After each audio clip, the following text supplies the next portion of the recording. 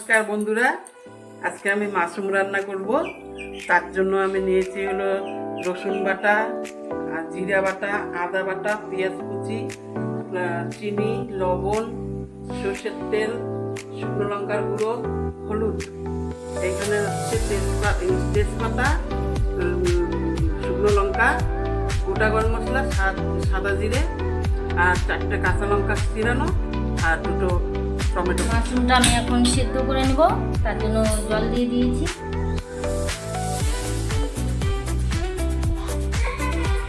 জলটা দিয়ে দেবো, মাশরুমটাও দিয়ে দেবো। মাশরুমটা বেশি সেদ্ধ হবে না।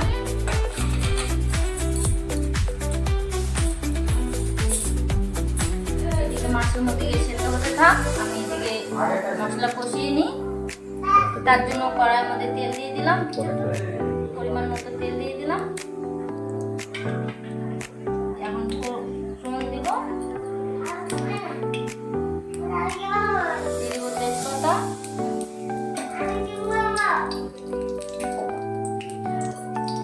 গোটা শুকনো লঙ্কা,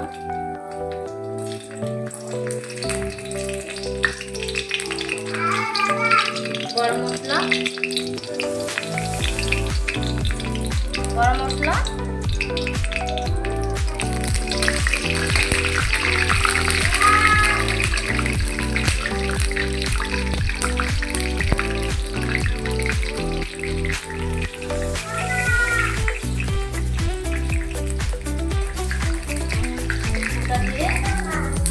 দিয়ে দেবো পেঁয়াজ।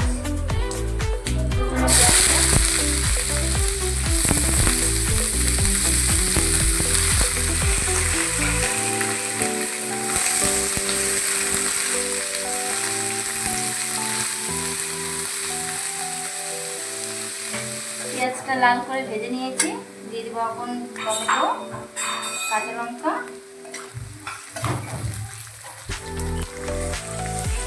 ভেজে নিয়ে তারপরে মশলাগুলো দিয়ে দেবো। এখন আমি একে একে সব মশলাগুলো দিয়ে দেবো। দিয়ে দিলাম আদা বাটা, রসুন বাটা, জিরে বাটা, লঙ্কার গুঁড়ো,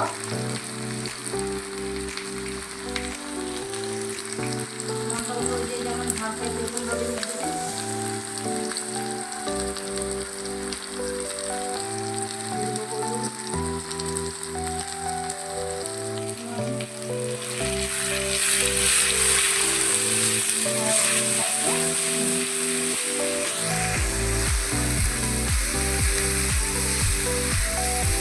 মশলা বাটা হয়ে গেছে, দিয়ে দেবো মিট মশলা, সামান্য পরিমাণ, দিয়ে দেবো ম্যাগি মশলা,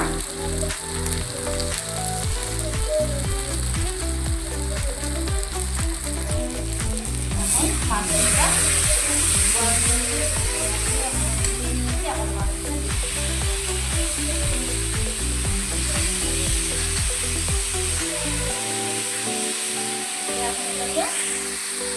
ভালো করে কষিয়ে নেব। রান্নাটা আমার হয়ে গেছে, এখন আমি নামিয়ে দেব।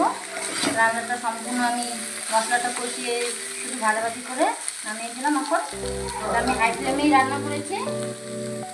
ফাইনালি আমার রান্না হয়ে গেছে, এখন এটা পরিবেশনের জন্য রেডি।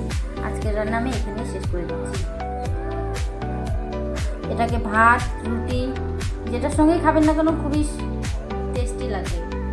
মা রান্নাটা কেমন হয়েছে?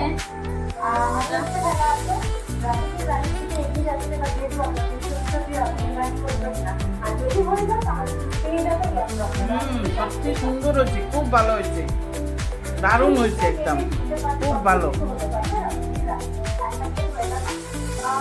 এই হয়েছে, একদম খুব সুন্দর হয়েছে, খুব ভালো।